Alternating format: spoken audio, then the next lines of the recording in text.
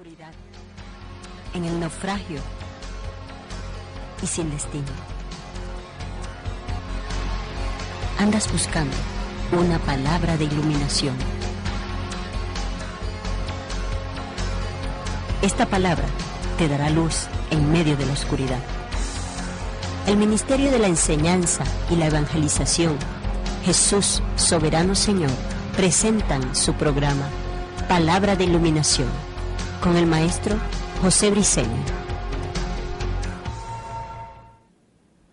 Ok, vamos a aplaudir la persona del Espíritu Santo que está presente acá. Yo quiero que por un momento hagamos una reflexión. Vamos a orar. No sé si usted tiene necesidad del Espíritu, algo así como sabemos que el cuerpo necesita agua para subsistir, o para sobrevivir, o para vivir, para mantenerse. Sabemos que el cuerpo necesita agua para hidratarse, eso lo sabemos. Pero no hay como sentir la necesidad del agua. Sabemos que necesitamos al Espíritu de Dios para muchas cosas. Pero no hay como sentir la necesidad del Espíritu. Yo tengo aproximadamente 8 días. Tengo 8 días llorando, 8 días gimiendo, 8 días haciendo preguntas, 8 días necesitando de Dios.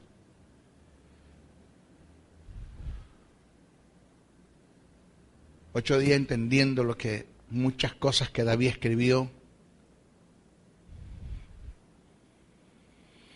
8 días entendiendo a un Jesús, no tanto como él, pero sí entendiendo a un Jesús en el Getsemaní.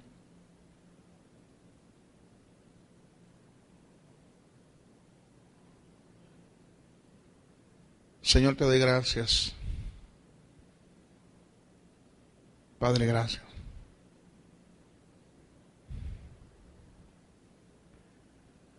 Gracias porque tu amor es tan grande y tan inmenso que aunque nosotros fallamos y aunque quebrantamos todos los principios, podrán haber cosas de ti hacia nosotros que se puedan interrumpir como un propósito, como planes, como proyectos, como bendiciones que se puedan cercenar, o la posibilidad de que nos puedas bendecir posesionalmente. Pero tu amor nunca se acaba. Gracias por aquello que me dijiste en una ocasión. Nunca, no hay nada que tú puedas hacer para que yo te ame más. Y no hay nada que tú puedas hacer para que yo te ame menos. Hagas lo que haga, yo te amo igual.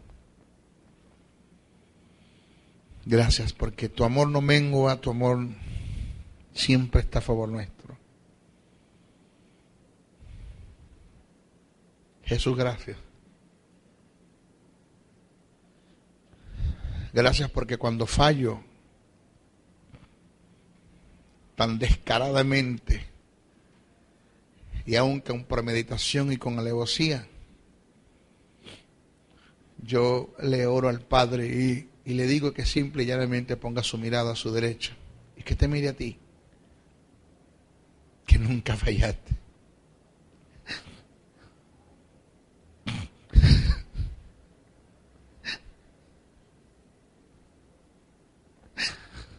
Que te mantuviste, que fuiste fiel y obediente hasta la muerte.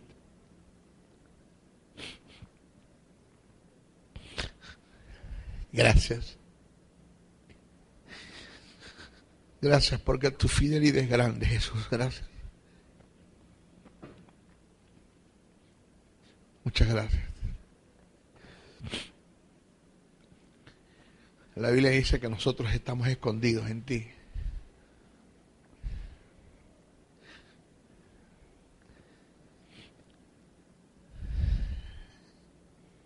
Espíritu Santo, gracias. Porque no te has ido, ni te vas. Porque David en una ocasión clamó en medio de su pecado y de su error arrepentido, con temores, dijo: no quites de mí tu Santo Espíritu. Yo, aunque haya pecado y haya fallado, si haya caído en el terreno más bajo y en el pecado más degradante, tú no te has ido ni te vas. Tú haces la obra de preservación. Con todo y que atentamos y profanamos en contra del templo, que es tu templo, y prestamos nuestro cuerpo para la inmundicia y para la injusticia, tú no te vas.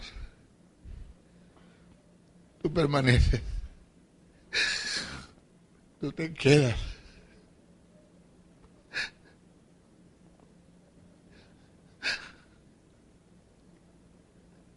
¿Qué no hubiera sido de nosotros sin ti, Espíritu Santo?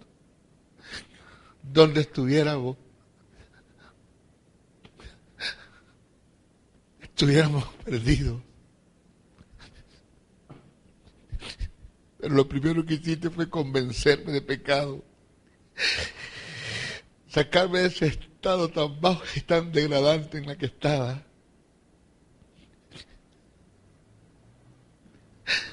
Después produces en mí la vida, la justicia, y me haces hijo de Dios. No hay cómo pagar eso, Espíritu Santo. No lo hay.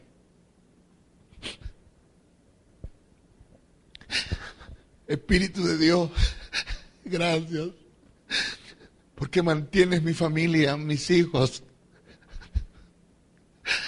Me mantienes en perfecta salud. Dice que vivificarás nuestros cuerpos, donde no hay enfermedad que me permanezca en mi cuerpo,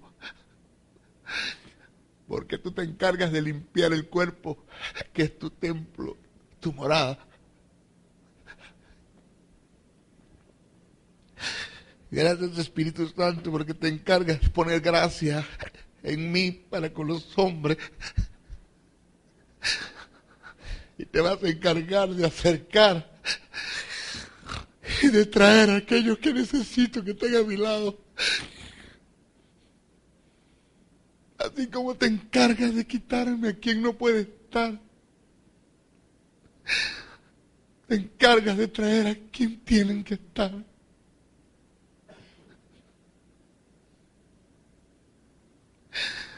Y pone gracia. Espíritu Santo. Pablo dijo: salvo que el Espíritu Santo me da testimonio de las cosas por las cuales tengo que pasar. No importa dónde tenga que ir. No importa si me tengo que mantener en el anonimato. No importa a dónde yo me tenga que meter. Lo único que te pido es que nunca me dejes. Que tu gracia siempre esté en mí. Que tú puedas hacer la obra. Que la gente pueda verte a ti en mí. Y que sea tu gracia, Espíritu Santo. Que cuando me presente ante los grandes, tu sabiduría esté conmigo, tu gracia esté conmigo, tu unción esté conmigo, tu conocimiento.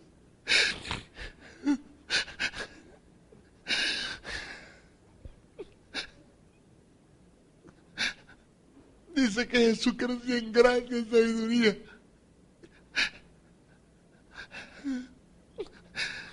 Yo quiero crecer en gracia y sabiduría. Quiero que crezcas en mí. No puedo más. Sin ti yo no doy un paso más. No puedo más. No puedo más. Estoy ahogado. Me siento solo. Señor.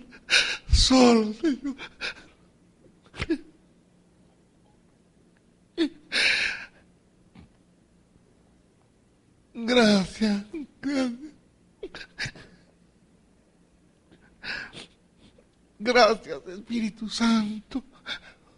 Gracias. Porque voy seguro contigo. Porque contigo estoy seguro toda la vida. Apártame del pecado. Pon en mí un sentido de santidad. He aquí toco tus labios. Le dijiste al profeta Isaías. Pon en mí un sentido de santidad. Que no me interese nada del pecado. Que mi mirada esté puesta para ti, para mi Padre, para Jesús y para mi hogar y para el reino. Ponme un sentido de santidad.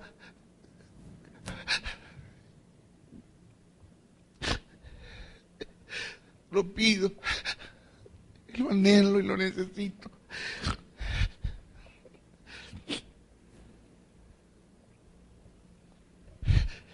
Denle un aplauso al Señor, por favor.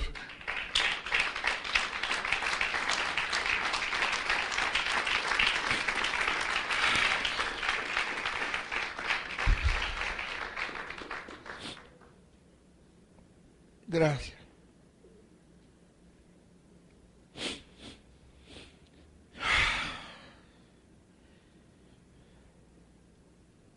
Gracias.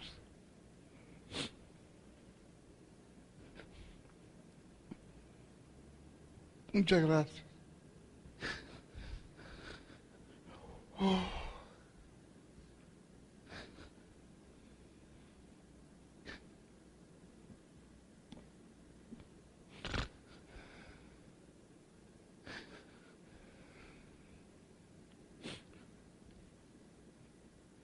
Ok, vamos a hablar de las dispensaciones del Espíritu Santo en la vida del hombre. ¡Wow! ¡Qué refrigerio, qué bello y qué hermoso es el Espíritu de Dios! En Génesis, el capítulo 8, del verso 6 al 12, se nos da una información clara de las dispensaciones del Espíritu Santo en la vida de los hombres. Citemos el estudio, citemos el pasaje. Esto que vamos a leer ahora, usted lo ha leído, pero ni siquiera tiene una idea cuánto usted lo ha leído. Los que me están viendo a través de la televisión, saludamos a través del video, a través de esta programación, YouTube, Internet. Perdón. Esto lo hemos leído, pero no lo hemos captado. No sé si decirlo de esta forma, no sé si cuadra. Si no cuadra, los que se meten mucho con el estudio de la palabra, no me critiques, no sé si me cuadra, no sé si decir esto, no, lo vamos a leer en un sentido profético, o no sé si una palabra de sabiduría, pero dice así: sucedió que al cabo de 40 días abrió Noé la ventana del arca que había hecho y envió a un cuervo. Observe usted, primero envió un cuervo. Eso no se le puede usted olvidar, jamás. Un cuervo. ¿Qué envió? Un cuervo primero. El cual salió y estuvo yendo y volviendo hasta que las aguas se secaron sobre la tierra. Envió también de sí una paloma, tipo del Espíritu Santo, acá. El término paloma sí es tipo del Espíritu, pero en los evangelios, cuando la Biblia dice que el Espíritu Santo descendió en forma corporal como paloma,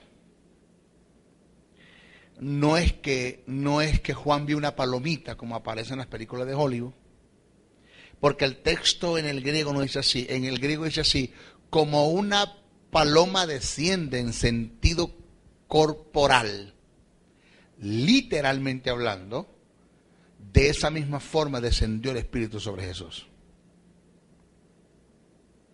No se quita, no lo niego y lo acepto. Por eso, si no lo niego, lo acepto, de que el que escribe inspirado por el Espíritu y mencionó el término paloma, quizás para hacer referencia del Espíritu, porque aquí el que escribe hace referencia al Espíritu como paloma. No tengo problema con aceptarlo. Pero dice, sucedió que al cabo de 40 días abrió Noé la ventana del arca que había hecho y envió un cuervo, el cual salió y estuvo yendo y volviendo hasta que las aguas se secaron sobre la tierra. Envió también de sí una paloma para ver si las aguas se habían retirado de sobre la faz de la tierra. Y no halló, y no halló la paloma donde sentar la planta de sus pies. Que dice, y no halló. ¿Quién? La paloma. ¿Dónde asentar la planta de sus pies? Dice de sus pies, dice de sus patitas, ¿verdad? Pues dice de sus pies. Y volvió al arca, ¿quién? La paloma. Porque las aguas estaban aún sobre la faz de toda la tierra. Entonces él extendió su mano y tomando la hizo entrar consigo en el arca. Y esperó aún otros 7 días. Y volvió a enviar la paloma fuera del arca. Y la paloma volvió a la arca a la hora de la tarde. Y aquí que traía una hoja de olivo. Eso no se le puede usted olvidar. Ese detalle, una hoja de olivo en el pico. Y entendió Noé que las aguas no se habían retirado sobre la tierra. Y esperó aún otros 7 días y envió la paloma, la cual no volvió ya más a él. Maestro, perdone, disculpe. ¿Tiene esto que ver con el Espíritu? Muchísimo, muchísimo. Observe usted, la primera vez que la paloma fue enviada, dice el relato bíblico que no halló la paloma donde asentar la planta de sus pies. Estas es las patitas. Esto nos muestra la primera dispensación. Esta es cuando en la vida de los reyes, jueces, profetas y sacerdotes, el Espíritu Santo no moraba en ellos, sino que venía esporádicamente, en forma circunstancial, hacia la obra y se iba de ellos. Era muy poco el tiempo que permanecía en ellos. Porque, por eso yo estaba orando ahora y me vio duro el Espíritu, una presencia tan hermosa.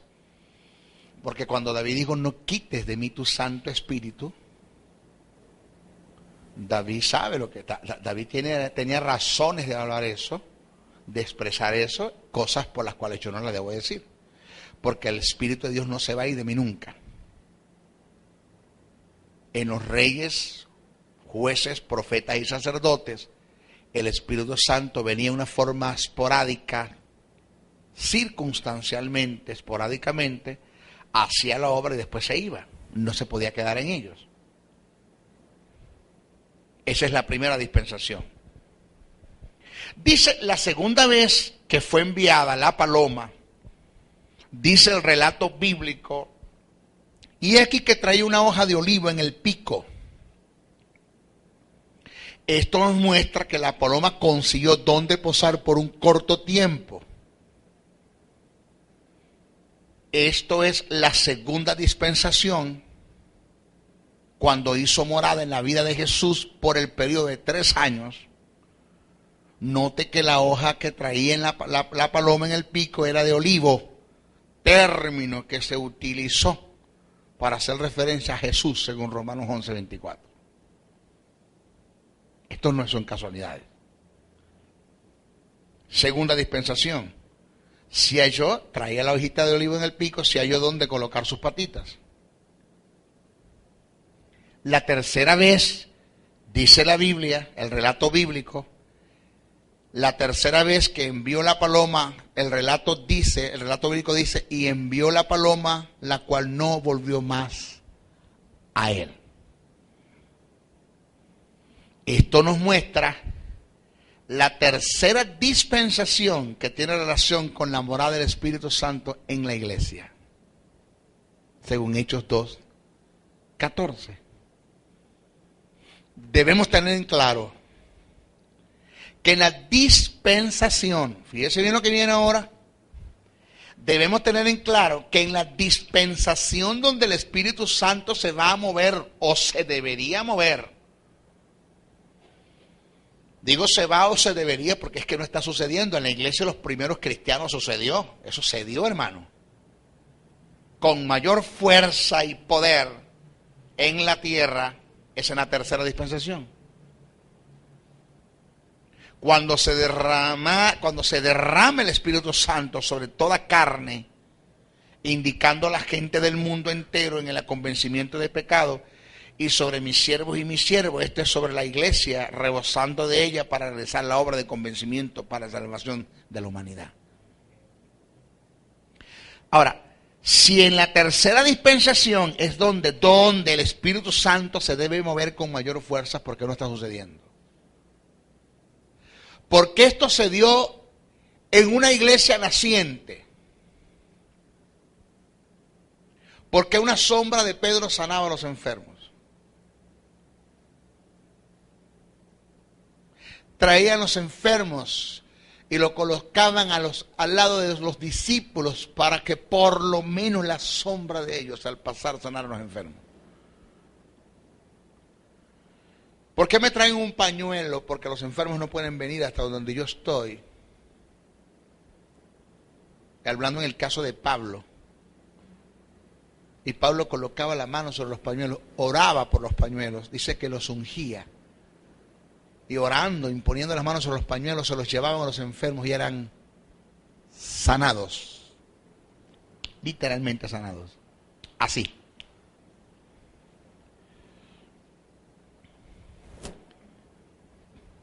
Nunca antes. Fíjese lo que voy a decir, que esto es una locura. Yo reprendo al diablo. Se pasó el maestro Briceño, pero es una verdad. Por esto nos metemos en problemas con quien quiera, que se levante quien quiera, que se levante el diablo, que se levante quien se levante. Yo no puedo dejar de decir la verdad.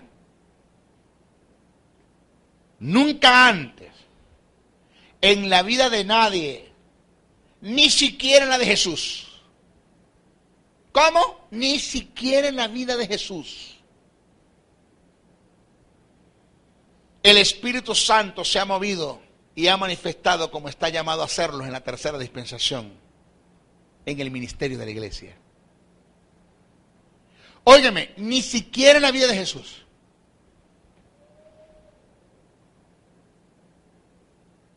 Por esta razón Jesús dijo, las obras que yo hago, ustedes las harán también, aún mayores harán. ¿Cómo? Aún mayores harán.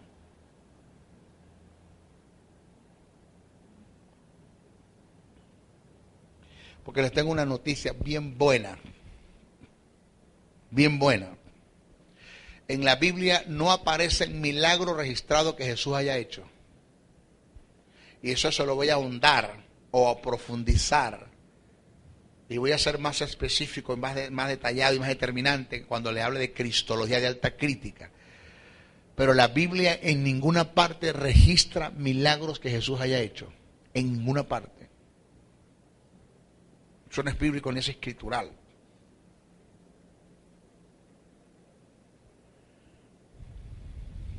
Jesús dijo, de cierto es digo el que en mí cree.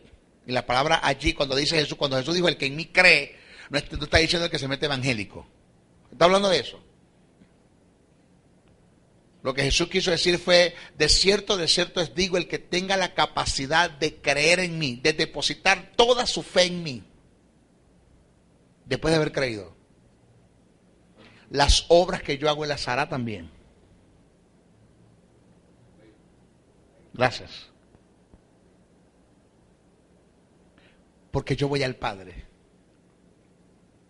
Pero las obras que yo hago, ¿en qué sentido, Jesús? Pero es que usted acaba ahorita de decir, maestro, que Jesús no hizo obras. Es que no hizo ni una. Porque los milagros que aparecen en la Biblia se los puedes atribuir a Jesús en forma representativa, porque él era el que estaba en medio de la escena. Los milagros que aparecen en la Biblia se las puedes atribuir a Jesús.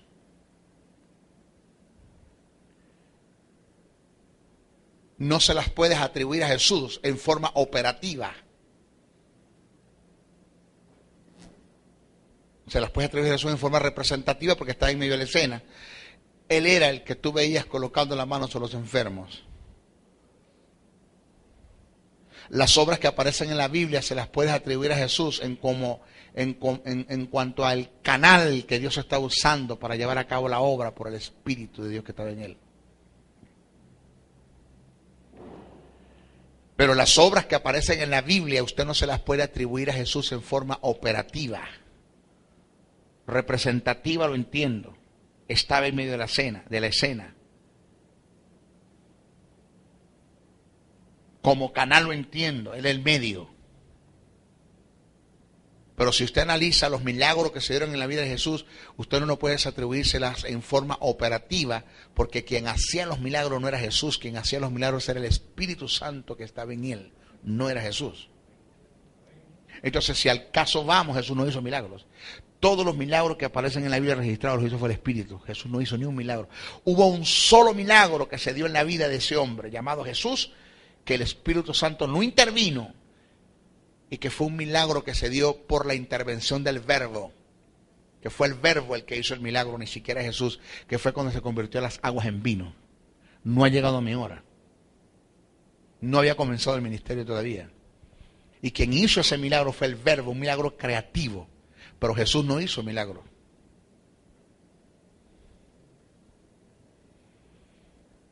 Entonces Jesús dice, ese espíritu que está en mí sale de mí entre ustedes.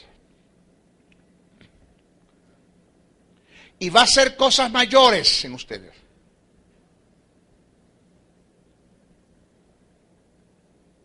Ni siquiera en mi vida, en el ministerio, en el tiempo que estuve en la tierra, el Espíritu Santo se va a mover en la forma como se va a mover en ustedes. Ni siquiera en mí se movió, como se va a mover en ustedes. Y cuando Jesús dijo mayores cosas haréis, no está hablando mayores en cantidad. En el sentido de que, bueno, hermano, estamos hablando en cantidad, quiere decir que la iglesia tiene 2 años en la tierra, Jesús tuvo 3 años, la iglesia tiene 2000 años y Jesús tuvo 3 años, pues tiene más tiempo la iglesia de hacer mayores milagros en cantidad que Jesús. No, no está hablando de cantidad, está hablando de calidad. De un niño, una niña, un niño. Ceguito, de un ojito. Perdió, ceguito de un ojito, en una campaña de Daisy Oswald, la esposa de T.L. Oswald. Daisy Oswald se le acercó y en su inocencia le dijo, ¿tú crees que Dios te puede sanar de ese ojito? Y el niño en su inocencia le dijo, sí creo. Y la esposa de T.L. Oswald le puso la mano, le quitó la mano y vio. Y se formó un algarabío, un grito y espanto y escándalo y todo el mundo lloraba. Y la esposa de T.L. Oswald dijo, pero ¿por qué lloran? Esto es normal, esto es un denominador común, esto debe pasar con todos nosotros. Este es el pan de cada día, este debe ser el pan de cada día de la iglesia, las sanidades. ¿Por qué ustedes se asombran por lo que Dios está haciendo? Y se acercó uno de los líderes que estaba presente y le digo, el problema es que usted no sabe lo que ha pasado. Y le dijo, ¿qué ha pasado? es que el ojo por la cual usted oró del niño es de vidrio.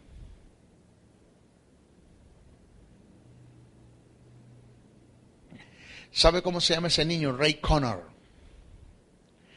Ya tiene su edad, ya es un hombre ya mayor, sabe con quién anda con chamba.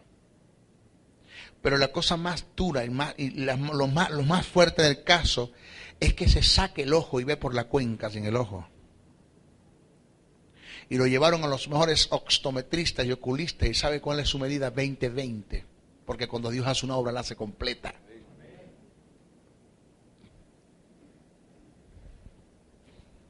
¿Usted oye bien? 20-20. Y déjeme decirle algo que se lo voy a corregir. O sea, yo voy a decir algo en el cual yo no estoy de acuerdo, puedo estar equivocado. Y si algún día el Espíritu de Dios me dice te equivocaste, pues yo me retracto. Como lo estoy haciendo ahora por las cámaras lo hago.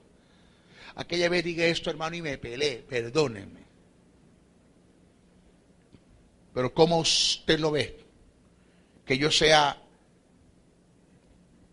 ciego, que tenga problemas de ceguera, o sea, no veo muy bien, veo muy poquito, no veo muy bien. Y de pronto el evangelista me ponga la mano. En el nombre de Jesús yo ahora mismo declaro que veas. Y cuando el evangelista me quita la mano, de pronto me aparecen lentes. ¿Cómo usted lo ve? Le puso lente Dios. ¿Cómo usted ve eso? Aló, estoy preguntando, ¿cómo usted lo ve?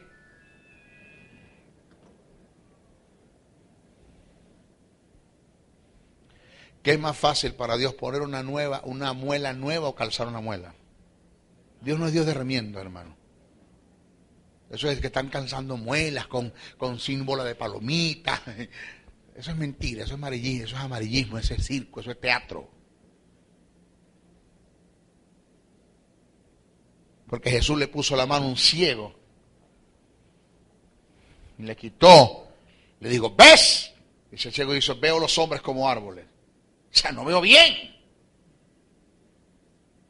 ¿Cuánto no he leído? No veo bien.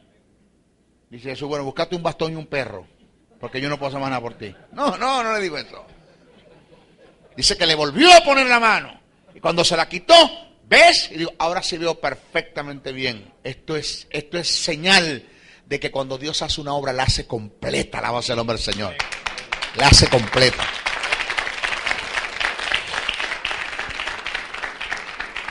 Porque el Espíritu de Dios no es un espíritu de remiendos.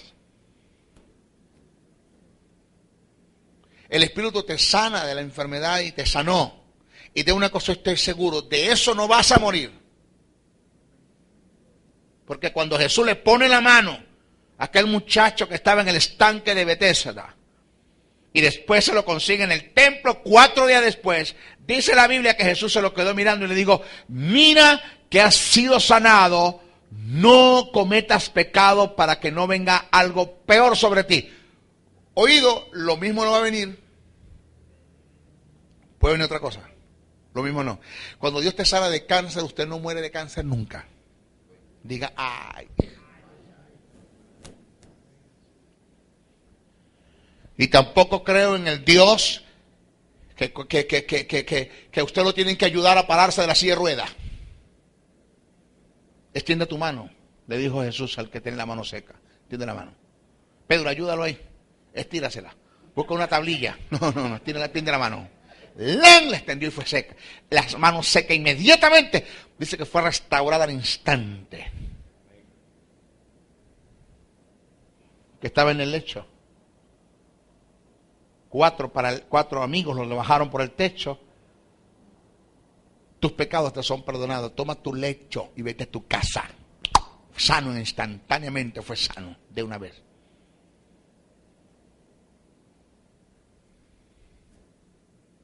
Yo no creo en remiendos, pero sí creo que fuimos llamados por Dios y por el Espíritu de Dios que mora en nosotros a que en nuestra vida se hagan cosas mayores que las que se hicieron en Jesús. Porque Jesús solo fue un canal y un medio por donde el Espíritu Santo se movió, y nosotros somos canales y medios por donde el Espíritu Santo se está moviendo y se va a mover y se quiere mover. Aquí tiene que estar pasando algo. Señores, aquí tiene que estar pasando algo. Que una persona, siendo hija de Dios, lavada por la sangre de Cristo, su nombre es Cristo, el Hijo de la vida, y siendo templo y morada del Espíritu Santo, tenga que morir de un maldito cáncer. Donde un cáncer se lleva el cuerpo, el templo del Espíritu de Dios. Donde un cáncer se pudre el templo del Espíritu de Dios. Aquí tiene que estar pasando algo. Porque dice que Él vivificará nuestros cuerpos mortales. Los mantendrá sanos, los mantendrá vivos, activos para el reino. Claro, tenemos que cuidarnos. Hay cosas que no debemos violar, principios que no debemos violar en la alimentación, en tantas cosas, eso estamos claros. Pero si esta es la dispensación donde Él se va a mover con mayor fuerza, ¿por qué no lo ha hecho? ¿Por qué no lo está haciendo? Porque un Juan y un Pedro en la puerta de la Hermosa, cuando estaban entrando, vieron un cojo que tenía 40 años allí postrado. No tengo plata ni oro, por lo que tengo te doy, levántate en el nombre de Jesús. Y dice que saltó e inmediatamente fue sano. Sano así. Aquella predicación de Pablo fue tan larga que un muchacho se le vino y cayó y se reventó y murió. Le puso la mano y se levantó e inmediatamente. Así de sencillo. Aquí tenemos un predicador, África, continente africano, no me acuerdo su nombre. Las multitudes son inmensas, estamos hablando de 4, 5, 6, 7 millones de personas en las campañas de ese hombre. Y en la primera campaña que ese hombre lanzó, hubo no centenar, hermano, no estamos hablando de centenas ni docenas, estamos hablando de muertos, porque se murieron asfixiados entre tanta gente. Moríos, muertos, como dice la hija mía, moríos. Como decía mi hija cuando estaba pequeñita, moríos, muertos. Y cuando la gente se empezó a ir a su casa, los cadáveres tirados y el cuerpo de bombero empezó a recoger cadáveres y meterlos en la ambulancia. Pero los medios de comunicación se movieron y hombre, ¿qué culpable es él? Y dijo, ¿qué van a hacer con los muertos? Unos cuantos hay. Tantos, tráigamelos acá. Póngamelos aquí en hilera. Tranquilo. Los pusieron así. Y dijo, levantó su mano y dijo, Espíritu de Dios vivo, ven sobre ellos y produce vida ahora mismo. En el nombre de Jesús. ¡Lum! Se levantaron todos. Teleoso le pone la mano a un mocho de la pierna y le crece el pie. Todos los días le crecía 2 centímetros al pie. Y fue restaurada la pierna. Le creció. Dios puede hacerlo. Porque un Josué oró para que el sol se detenga, Cel detente en Gabaón, luna detente en el valle de Exilón. Ya sabemos que es la tierra la que se detuvo. ¿Quién detuvo la tierra? El Espíritu de Dios. La detuvo, el Espíritu Santo. Ese Espíritu que está en usted y está en mí, detuvo la tierra. ¿Quién fue el que levantó a Jesús entre los muertos? El Espíritu Santo. ¿Quién hizo los mundos, los mares, los archipiélagos, los lagos? El Espíritu Santo. Eso vamos a hablar más adelante.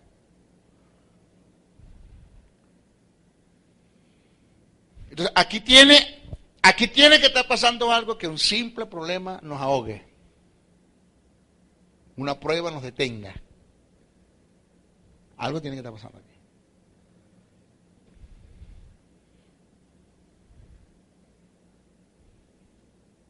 Si esta es la mayor dispensación, en el mayor tiempo, es en el tiempo donde donde el Espíritu Santo se va a mover con mayor fuerza, es en algo tiene que estar pasando aquí. Y yo sé que está pasando. Porque eso viene en el seminario. Yo sé qué está pasando.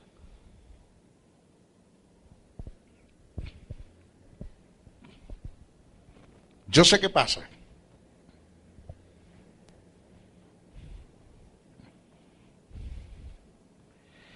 Mire, señores,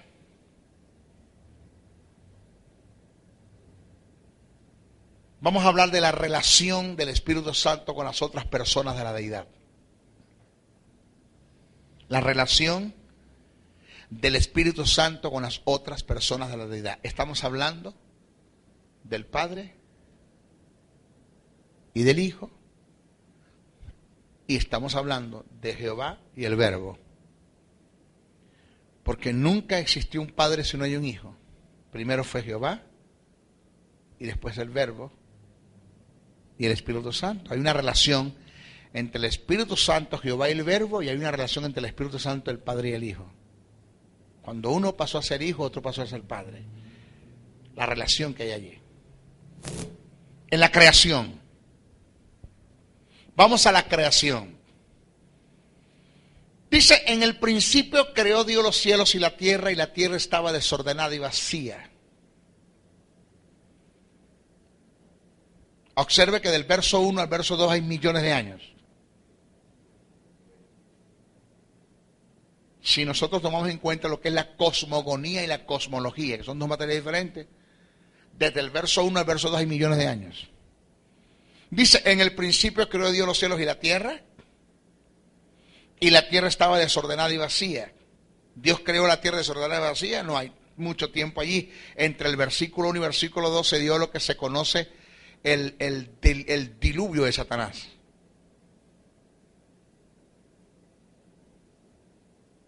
Dice, y las tinieblas estaban sobre la faz del abismo. Oído, y el Espíritu de Dios se movía sobre la faz de las aguas. Génesis 1:1. Repito, y el Espíritu de Dios se movía. Ahí está el secreto. Se movía.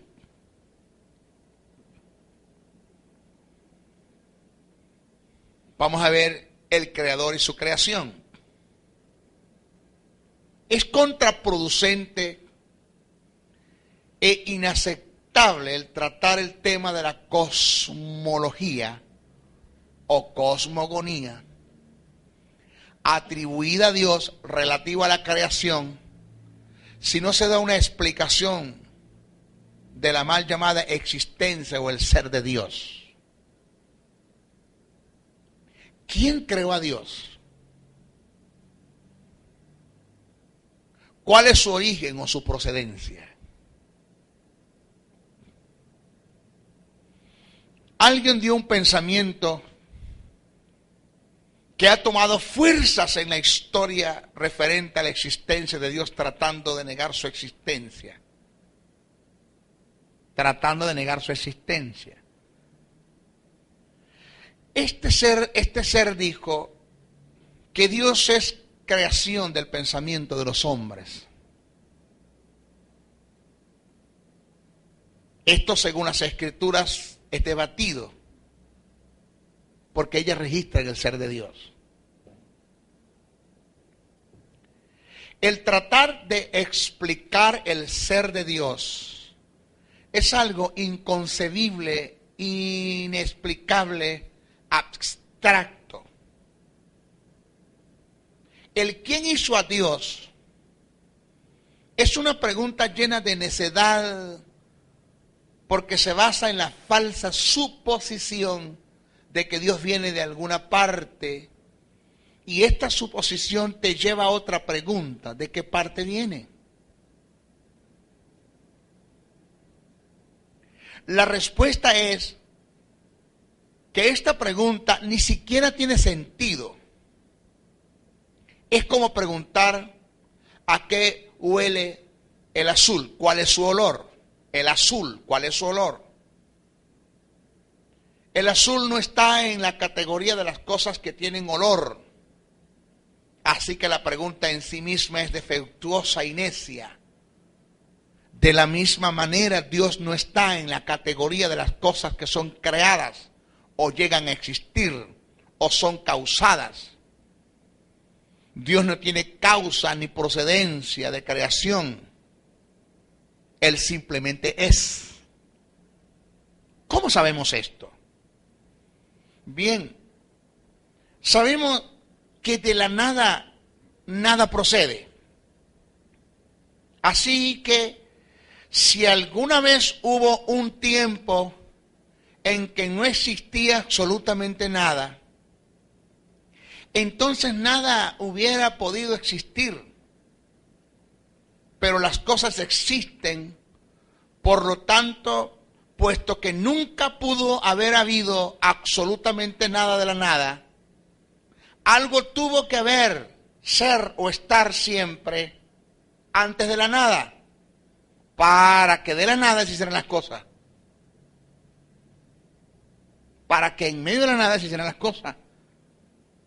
Y este ser ha sido y estado por la eternidad, es a quien nosotros llamamos Dios.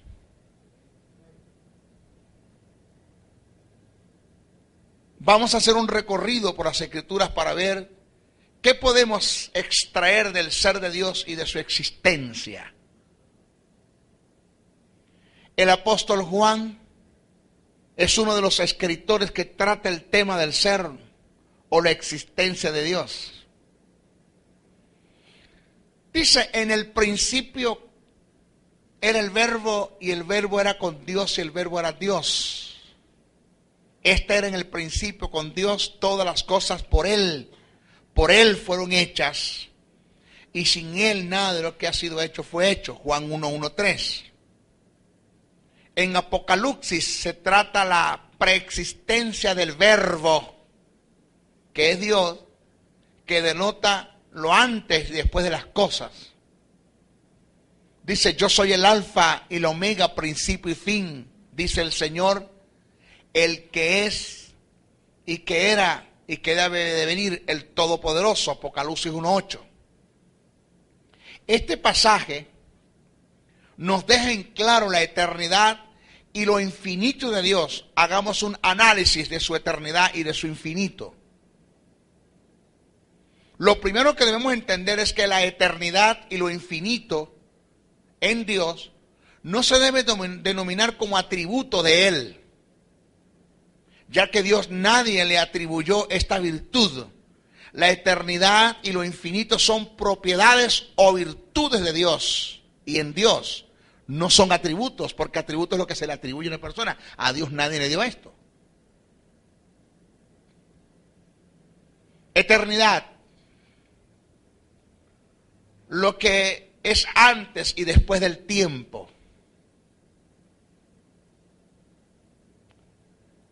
Eterno es lo que no está sujeto al tiempo.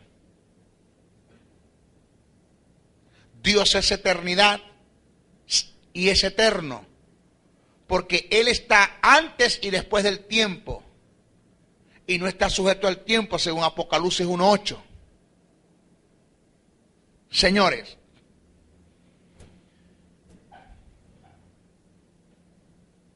en la eternidad, escucha bien esto, para que me agarréis bien y preste atención.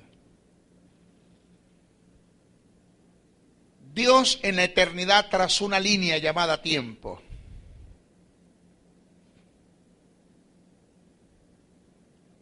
Trazó una línea llamada tiempo. Y esa línea la dividió en tres partes. La dividió en pasado, dígalo conmigo, pasado, presente y futuro. La Biblia dice que Dios en el pasado es, en el presente es y en el futuro es. No será, es. En esa línea llamada tiempo, Dios colocó al hombre. El hombre tiene un pasado, tiene un presente y tiene un futuro. El hombre fue, es y será. Dios es y es. ¿En qué tiempo de ese tiempo que Dios lo dividió en tres partes está el hombre? En el presente. El hombre no puede estar en el pasado, Dios está. El hombre no puede estar en el futuro, Dios está. El hombre tiene que estarse en el presente. Óigame, la Biblia dice, yo soy el alfa y el omega, el principio y el fin. Cuando habla del principio, está hablando del principio del tiempo. Y está hablando del fin del tiempo, donde el hombre está. Pero el texto en el griego no dice así. En el griego no dice yo soy el alfa y el omega, el principio y el fin, porque el término alfa y omega representan a dos dioses paganos. El texto dice así, yo estoy antes del alfa y estoy después del omega. Usted no puede encerrar a Dios en un abecedario. El texto dice yo estoy antes del alfa y después del omega. Yo estoy antes del principio y después del fin. El que usted pueda entender esta verdad en cuanto a la eternidad de Dios sobre el tiempo de los hombres es un factor determinante para usted vivir una vida de victoria y segura. Que cuando a mí se me reveló y se me iluminó esto, hasta allí llegaron muchas cosas, muchas preocupaciones. Hasta el punto que Dios me dijo a mí esta palabra. Tu pasado, me dijo Dios, tu presente y tu futuro yo lo conozco. Es tanto que tu futuro es mi pasado. ¿Están acá? Ya yo fui a tu futuro. Y preparé las obras en las que de antemano tú tienes que caminar. Yo fui a tu futuro, te escogí en un pasado y te tengo en un presente guiándote con mi Espíritu Santo. Si tú fracasas porque tú quieres. ¿Por qué usted cree que el hombre tiene perdón? ¿Por qué usted cree que el hombre, hablando de Adán, tiene perdón? Porque Adán fue tentado, uno. De Adán no nació el mal, Adán fue tentado, seducido, y Adán pecó en el tiempo. Y lo que se hace en el tiempo puede ser restaurado. Satanás no tiene perdón. ¿Por qué? Porque el mal nació en él y él pecó en la eternidad. Y lo que sucede en la eternidad no puede ser restaurado. ¿Están acá? Los demonios, aunque fueron tentados, igual que Adán, pero pecaron en la eternidad y tienen un factor que determina que no pueden ser perdonados porque pecaron en la eternidad y lo que pasa en la eternidad es eterno. Entonces la eternidad está cuando Dios está antes del principio y después del fin. Donde Dios no está sujeto a tiempo, pero trabaja con el tiempo de los hombres en sus kairos.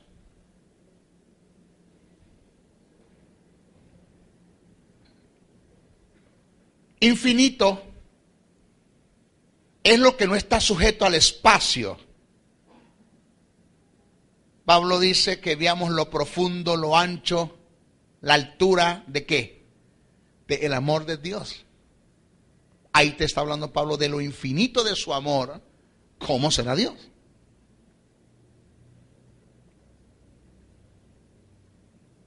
Infinito es lo que no está sujeto al espacio, no tiene límites, no tiene fronteras. Es lo que va más allá de lo más allá. Salomón da testimonio de esta verdad haciendo referencia a Dios, como dice en Primera de Reyes 8:27. Pero ¿es verdad que Dios mora sobre la tierra? He aquí que los cielos de los cielos no te pueden contener, cuanto menos esta casa que yo he edificado para ti.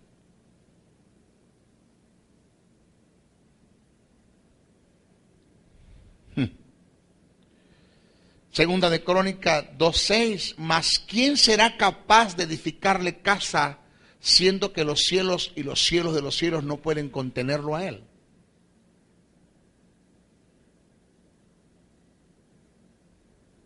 Wow. Para mayor comprensión de lo infinito de Dios, voy a hacer una comparación tomando como referencia los dos puntos cardinales por donde sale y se oculta el sol, que son el oriente y el occidente. Las escrituras dicen que estos dos puntos cardinales están distantes uno al otro. Salmo 103:12. Si alguien quiere acercarse a uno de estos extremos, jamás lo puede hacer, ya que cada vez que intente acercarse a ellos, se hace distante, por lo tanto son inalcanzables. Oriente y occidente.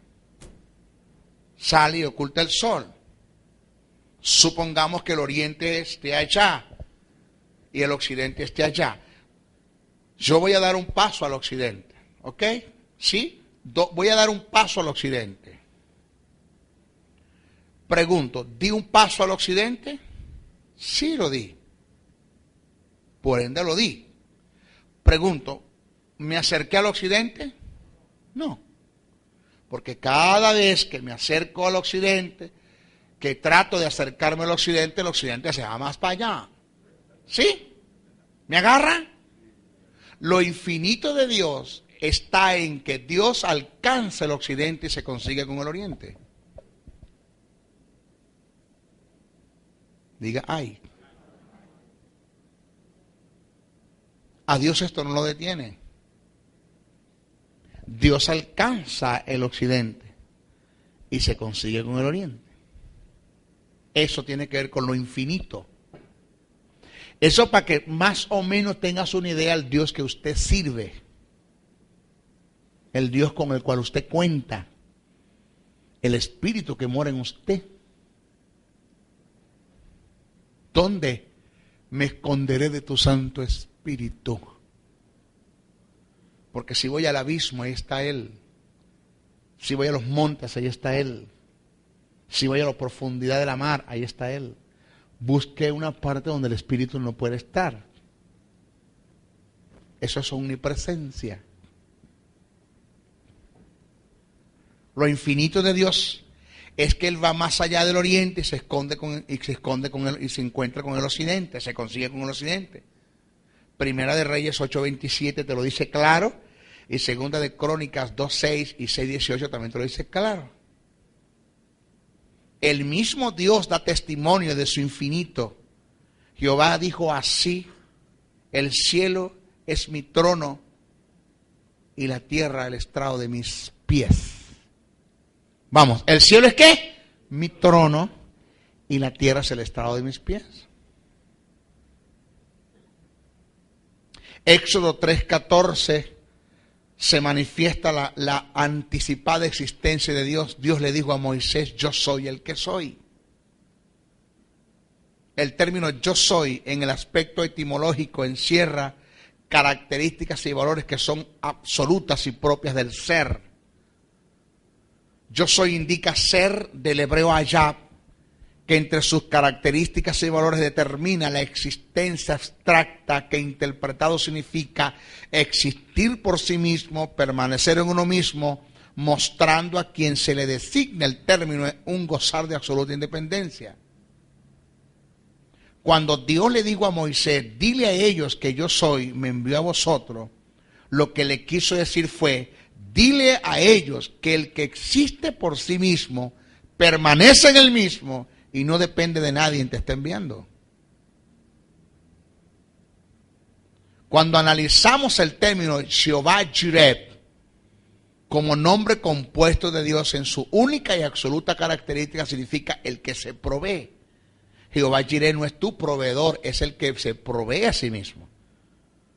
Determinando lo absoluto de Dios, indicando que Él, quien Dios, no queda desprovisto del favor de nadie, según Génesis 22:14. Él es independiente, autosuficiente, de Él depende y proceden todas las cosas. Él es la sustancia misma del universo y de todo lo creado, según Hechos 1:3. En Juan 5:26 se registra o se refleja las características del gran yo soy. Jesús dijo, porque como el Padre tiene vida en sí mismo. Alguien dijo una hipérbole al tratar de explicar el texto, este texto que acabamos de leer, y dijo que Dios tiene tanto poder que pudo haberse hecho él mismo. Un poeta le hace una interrogante en son de poesía a un colega, teniendo una respuesta muy acertada, y le dijo, aunque parezca prodigio, preguntarte lo más preciso, decime quién hizo el mundo y quién hizo el que lo hizo. Y el colega le respondió, contesta, yo te daré, pero no de todas dos. Quien hizo el mundo fue Dios, quien hizo a Dios no lo sé. Ahora, ¿por qué tan pequeños nosotros somos cuando tenemos un Dios tan grande? ¿Por qué tan pequeños somos cuando tenemos un Dios tan grande?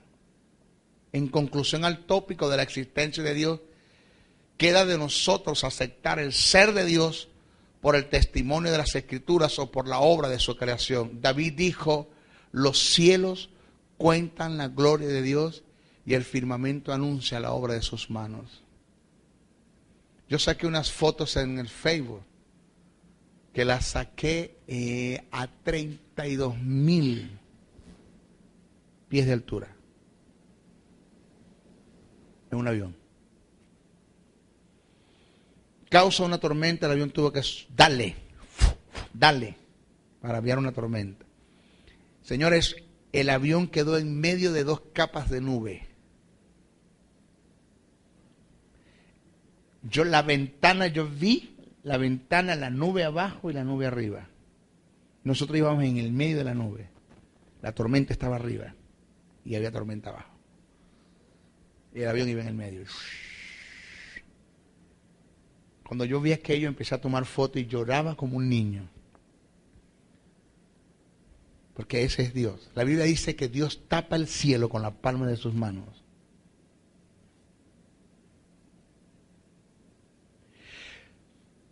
¿Cuántos litros de agua hay en el océano Atlántico, el océano Índico, el océano Pacífico, en el mar Caribe, en el lago, archipiélagos, ríos? ¿Cuántos litros de agua hay? No las podemos, eso no se puede ni calcular. Y la Biblia dice que todas las aguas del mundo caben en el hueco de las manos de Dios. ¿Cuántas estrellas hay en una constelación? Una estrella, esa estrellita, la más chiquitica que usted ve en el cielo es 3 veces más grande que la Tierra. ¿Cuántas estrellas hay en una constelación? Millones de millones, etcétera de millones. ¿Sabe cuántas constelaciones hay? Millones, de etcétera de millones. Y sin una constelación de estrellas, hay millones de estrellas. ¿Cuántas estrellas habrán y millones de constelaciones? ¿Y sabe qué dice la Biblia? Que Dios conoce el número de las estrellas y las llama por su nombre. ¿Qué molleje Dios tenemos nosotros? Freddy, ¿qué te parece eso? Y por cualquier tontería y por cualquier cosita nos estamos yendo a tierra. Pero espérate, ¿quién mora en ustedes? ¿Por qué estoy diciendo todo esto? Porque ahora cuando terminamos de estudiar a Dios, lo voy a llevar al Espíritu ahora. Yo lo voy a llevar a ustedes a la semejanza. Cómo el Espíritu es tan igual a Dios, que no tiene ni un destello, hermano, ni la medida más pequeña que usted pueda buscar, ni siquiera la medida más pequeña. El Espíritu tiene menos de lo que es Dios, porque también es Dios. Y ese Dios, que tapa el cielo con la palma de sus manos, que todas las aguas caben en el puño y en el hueco de sus manos, que conoce todas las estrellas, por el Espíritu se digna en venir a hacer habitación en usted. Pero eso nosotros como que no lo entendemos, no le damos la importancia, no lo comprendemos, no lo analizamos, a nosotros eso no nos importa. Yo le estoy diciendo a Dios, Señor, muéstrate a mí, muéstrate. Yo estoy siendo atrevido con Dios. Señor, yo quiero más. Yo quiero más. Yo tengo insatisfacción positiva, yo quiero más. Yo no me quiero quedar en esto.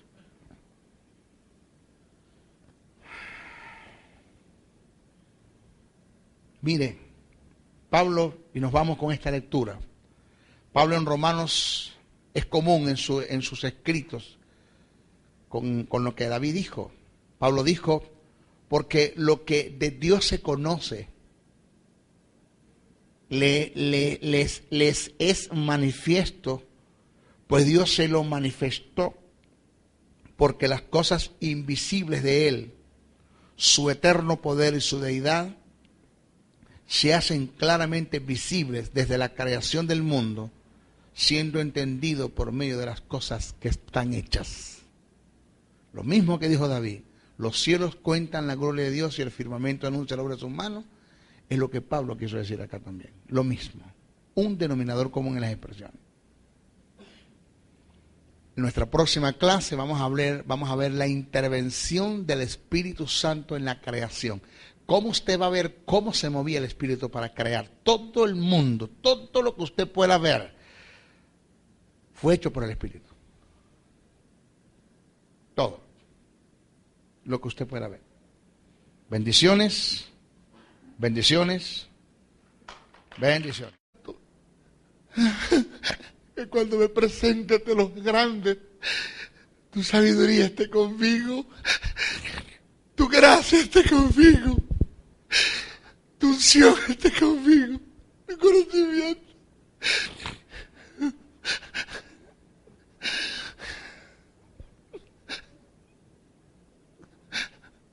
Dice que Jesús creció en gracia y sabiduría.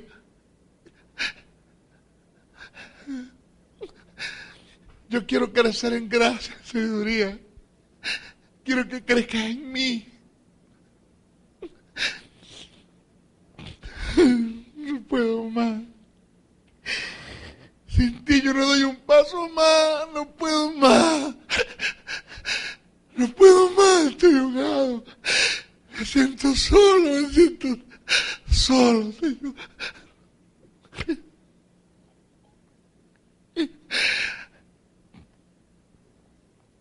Gracias.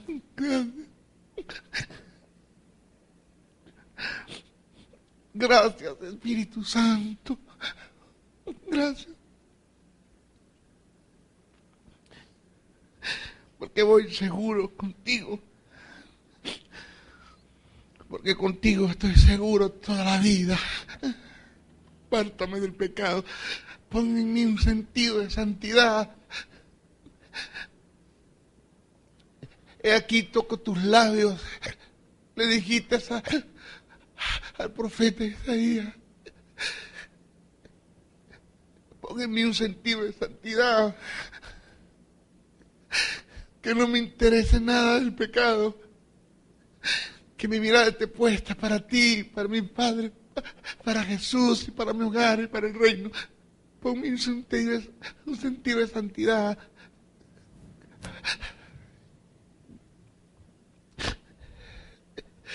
Lo pido, lo anhelo y lo necesito.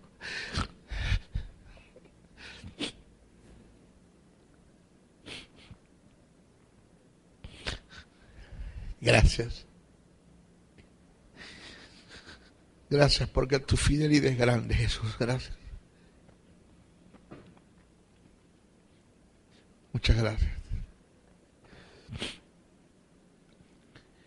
La Biblia dice que nosotros estamos escondidos en ti.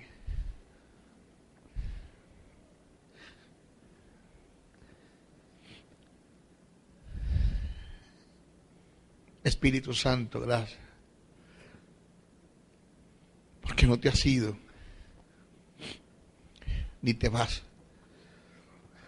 Porque David en una ocasión clamó en medio de su pecado y de su error arrepentido, con temores, dijo: no quites de mí tu Santo Espíritu. Yo, aunque haya pecado y haya fallado, si haya caído en el terreno más bajo y en el pecado más degradante, tú no te has ido ni te vas. Tú haces la obra de preservación. Con todo y que atentamos y profanamos en contra del templo, que es tu templo, y prestamos nuestro cuerpo para la inmundicia y para la injusticia, tú no te vas. Tú permaneces. Tú te quedas.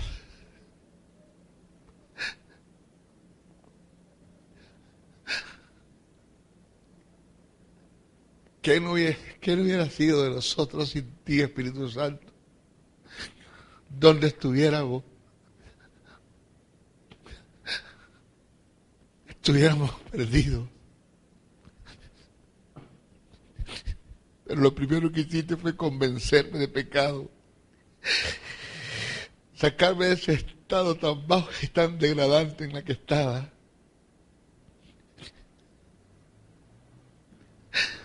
Después produces en mí la vida, la justicia, y me haces hijo de Dios.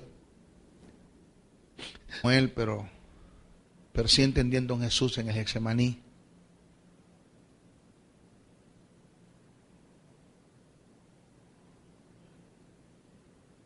Señor, te doy gracias. Padre, gracias.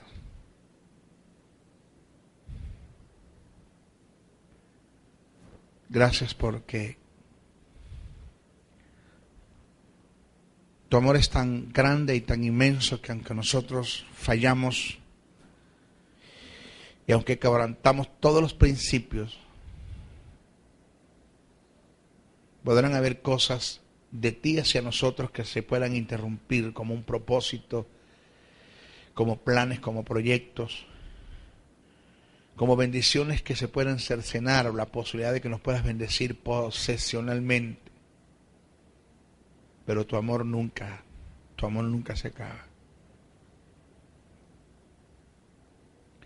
Gracias por aquello que me dijiste en una ocasión: nunca, no hay nada que tú puedas hacer para que yo te ame más.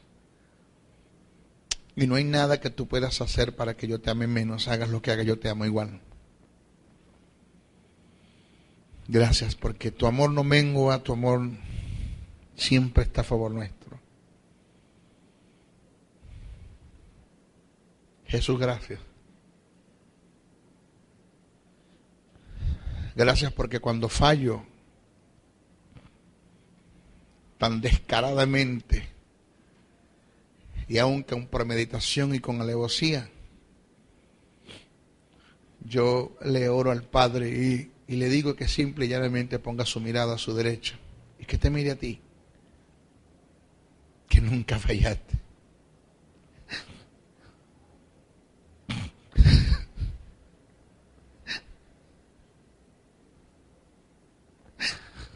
Que te mantuviste,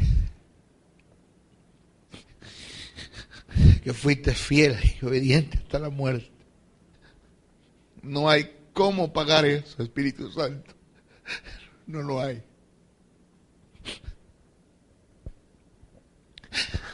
Espíritu de Dios, gracias, porque mantienes mi familia, mis hijos. Me mantienes en perfecta salud. Dice que vivificarás nuestros cuerpos, donde no hay enfermedad que me permanezca en mi cuerpo, porque tú te encargas de limpiar el cuerpo, que es tu templo, tu morada. Gracias, Espíritu Santo, porque te encargas de poner gracia en mí para con los hombres. Y te vas a encargar de acercar y de traer a aquellos que necesito que estén a mi lado. Así como te encargas de quitarme a quien no puede estar, te encargas de traer a quien tienen que estar.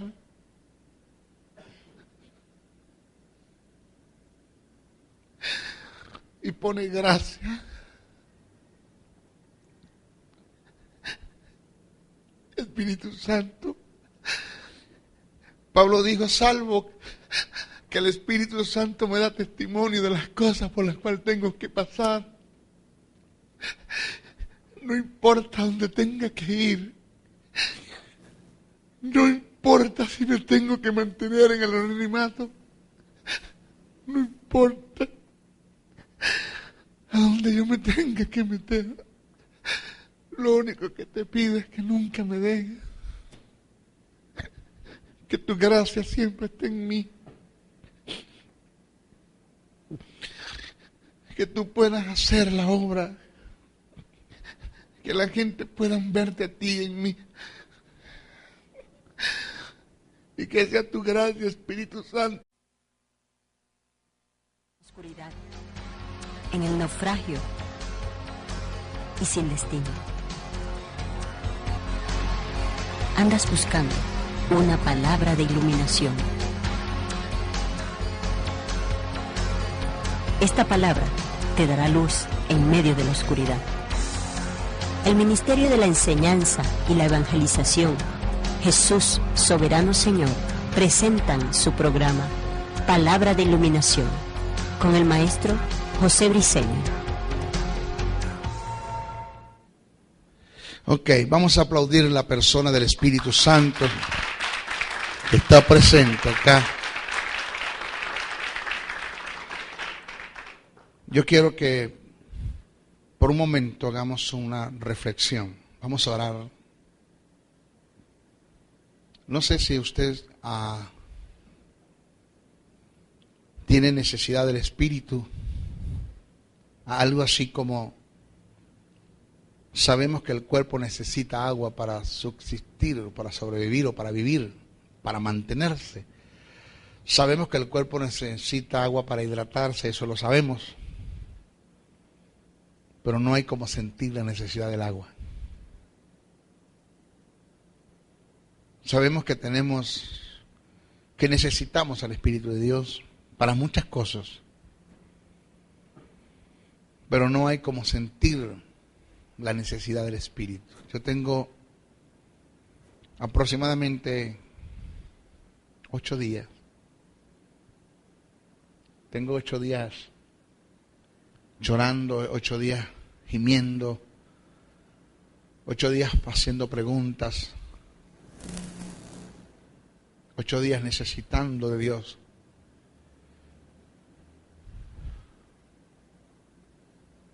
Ocho días entendiendo muchas cosas que David escribió. 8 días entendiendo a un Jesús no tanto como